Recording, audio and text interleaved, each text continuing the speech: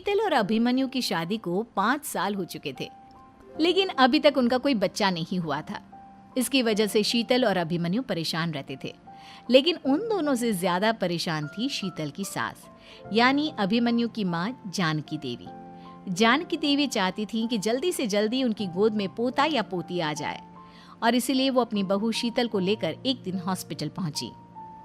Doctor madam, जरा ठीक से चेक करके बताइए ना। कई बड़े बड़े डॉक्टर को दिखाया है, लेकिन मेरी बहू माँ ही नहीं बन पाती। मैंने शीतल को बहुत अच्छे से चेकअप किया है। देखिए, बात यह है कि शीतल के अंदर माँ बनने की कैपेसिटी नहीं है। ये आप क्या कह रही हैं डॉक्टर साहब? कोई तो इलाज होगा ना, कोई दवाई दे दीजिए।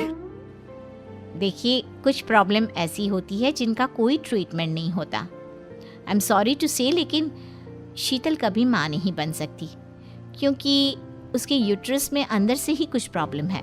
घर आने के बाद क्या हुआ माँ? कहाँ लेकर गई थी आप शीतल को? अरे कहाँ लेकर जाती, डॉक्टर मैडम के पास ले गई थी, लेकिन तेरी बीवी तो कभी माँ बन ही नहीं सकती। मम्मी जी, इसमें मेरी क्या गलती? अगर अंदर से कोई प्रॉब्लम है तो उसमें मैं भी कुछ नहीं कर सकती। जानती हूँ, ये बात डॉक्टर के मुंह से सुन चुकी हूँ। अब दोबारा मेरे सामने इस बात का गाना मत गा।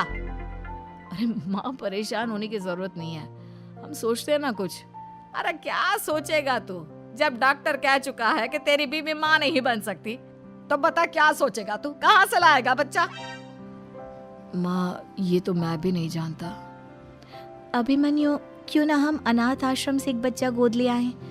क्या फर्क पड़ता है बच्चा हमारा हो या गोद लिया हुआ? हाय, बड़ी बातें बनाने वाली। क्या फर्क पड़ता है? अरे क्यों फर्क नहीं पड़ता? मुझे इस वंश को आगे बढ़ाने के लिए मेरे बेटे का खून चाहिए, किसी दूसरे का नहीं। लेकिन माँ, आप जानती हैं कि ये अब पॉसिबल नहीं है। मैं कुछ नहीं जानती। मैं किसी पराये की औलाद को इस घर में अपना पोता या पोती बन के बढ़ता हुआ नहीं देख सकती। मेरा वंश मेरे बेटे के खून से ही आगे बढ़ेगा। लेकिन मम्मी जी, ऐसा कैसे हो पाएगा? आप अच्छी तरह जानती है ना, मेरा और अभिमन्यु का बच्चा नहीं हो सकता। तो मैं अपने बेटे की दूसरी शादी करवाऊंगी, और अपनी दूसरी बीवी से ये मुझे बच्चा पैदा करके देगा। ये आप क्या कह रही हैं माँ? मैं किसी और से शादी नहीं करने वाला। मेरे रहते हुए आप अभिमन्यु की शादी किसी और से करवाएंगी? मम्मी जी, आप ऐसा कैसे कर सकती हैं? तू बस देखती जा बहू, मैं ऐसा कैसे कर सकती हूँ। कुछ दिनों के बाद, अभिमन्यु, मैंने तेरे लिए लड़की ढूंढ ली है। माँ, मैं आपको कितनी बार समझाऊं? मुझे किसी से शादी नहीं करनी है। पहले मेरी बात सुन। ये जो चमेली है ना, हमारे घर में काम करने आती है, वो तुझसे शादी करने के लिए तैयार है। मम्मी जी, आप अभिमन्यु की शादी एक नौकरानी के साथ करवाएंगी? वो इसलिए क्योंकि चमेली दिखने में बहुत खूबसूरत है, बच्चा भी सुंदर ही होगा। मम्मी जी, लेकिन एक बच्चे के लिए अपने बेटे की शादी नौकरानी के साथ करवाना, क्या ये सही है? अगर अभिमन्यु ने शादी नहीं की ना, तो मैं अपनी जान दे दूंगी। अब देख लो, अगर तुम्हें अपनी माँ की जान प्यारी है तो तुम्हें इस नौकरानी के साथ शादी करनी ही होगी। इस तरह जानकी देवी अपने बेटे अभिमन्यु की शादी नौकरानी चमेली के साथ करवा देती है। कुछ दिनों के बाद, नौकरानी से मालकिन बन के तो मजा आ गया। अब तो मैं इस घर की मालकिन हूँ। देखो, अपने आप को ज्यादा मालकिन समझने की कोशिश मत करो। एक बार तुम्हारा और अभिमन्यु का बच्चा इस दुनिया में आ जाए, उसके बाद तुम इस घर से हमेशा के लिए चली जाना। अरे जाओ जाओ, किसी और के आगे बातें बनाना। एक बच्चा तो पैदा नहीं कर सकी, बढ़िया आई। जाओ, जाकर मेरे लिए कॉफी बना कर लाओ। नौकरानी मैं हूँ या तुम? मम्मी जी, देखिए ना शीतल मुझसे किस तरह से बात कर रही है। शीतल, तुम्हें पता है ना चमेली प्रेग्नेंट है, मेरे बेटे के बच्चे की माँ बनने वाली है। वो जैसा कहती है वैसा करो। लेकिन मम्मी जी, वो मुझे नौकरों की तरह ट्रीट कर रही है। अरे तो करेगी ना, वैसे भी बहू तुम हो किस काम की? एक बच्चा तो पैदा नहीं कर सकती। जाओ, अब घर के सारे काम करो और चमेली को आराम करने दो। थैंक यू मम्मी जी, भगवान आपका भला करे। आप नहीं होती तो मैं नौकरानी से महारानी कैसे बनती? देखो, तुम्हें जो चाहिए सब मिलेगा। खूब खाओ पियो, मजे की जिंदगी जियो। लेकिन बस मुझे एक बच्चा पैदा करके दे दो। कुछ दिनों के बाद, मम्मी, बच्चे के लिए आपने मेरी शादी चमेली के साथ करवा तो दी, लेकिन दिन और रात का चैन मिट गया है। सारा दिन शीतल और चमेली की बहस चलती रहती है। अब शीतल को इस घर में रखने से क्या होगा? मैं तो कहती हूँ उसे घर से निकाल दो, है भी किस काम की। मैं ऐसा नहीं कर सकता माँ, वो मेरी पत्नी है, उससे बहुत प्यार करता हूँ मैं। तुम्हारी पत्नी चमेली है, चमेली, उससे प्यार करो। अरे तुम्हारे बच्चे को जन्म देने वाली है वो। अभिमन्यु, मैं खुद ही इस घर से चली जाती हूँ। वैसे भी अपने ही घर में नौकरों की तरह रहकर परेशान हो चुकी हूँ। घर की नौकरानी मेरे ऊपर हुक्म चलाती है, वो तुम्हारी पत्नी बन चुकी है। अब मेरा इस घर में क्या काम? अभिमन्यु के बार बार रोकने पर भी शीतल उस घर से चली जाती है।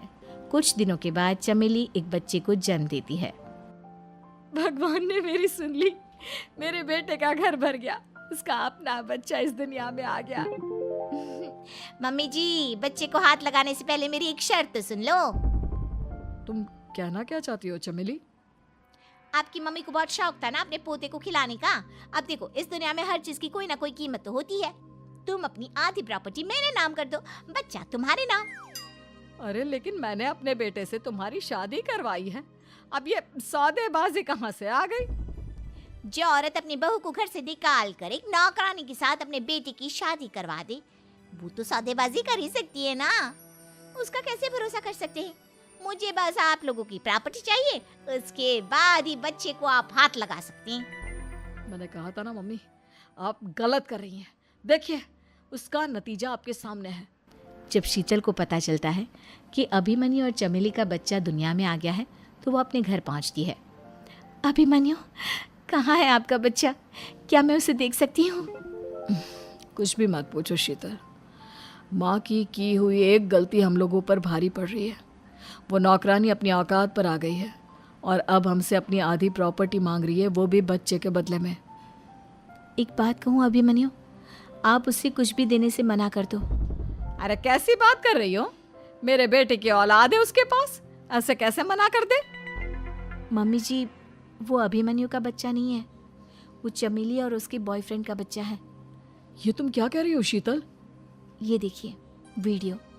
चमेली और उसका बॉयफ्रेंड आपस में बातें कर रहे हैं कि उन दोनों ने मिलकर आपको बेवकूफ़ बनाया है और अब इस बच्चे के बदले आपसे प्रॉपर्टी भी हड़प लेंगे। हे भगवान, ये मुझसे क्या हो गया? ना तो बच्चा मिला और अपने बेटे की नौकरानी के साथ शादी करवा दी सो अलग। अब क्या होगा? मुझे माफ़ कर दो शीतल, मेरी वजह से तुम्हें बहुत तकलीफ हुई है। अभिमन्यु, मैंने कहा ना, उस नौकरानी को उसके बच्चे सहित इस घर से बाहर निकाल दो। लगता है मेरे अभिमन्यु का बाप बनने का सपना अधूरा ही रह जाएगा। अभिमन्यु, अपनी मम्मी से कहो कि परेशान ना हो। आपको याद है एक बार हम एक IVF सेंटर गए थे, मैंने फिर से वहाँ जाकर बात की थी और आपको पता है इस बार मैं प्रेग्नेंट हूँ, क्योंकि हमने वहाँ पर प्रोसीजर करवाया था जिसकी वजह से मैं प्रेग्नेंट हो गई थी और इस बात का पता मुझे बस कुछ महीने पहले ही लगा है। हमारा बच्चा इस दुनिया में आने वाला है अभिमन्यु। मुझे माफ कर दो शीतल बहू, मुझसे बहुत बड़ी गलती हो गई। कोई बात नहीं माँ, लेकिन अब हमें उस धोखेबाज नौकरानी को इस घर से बाहर निकालना है और इस घर की मालकिन को वापस घर लाना है, वो भी अपने बच्चे के साथ।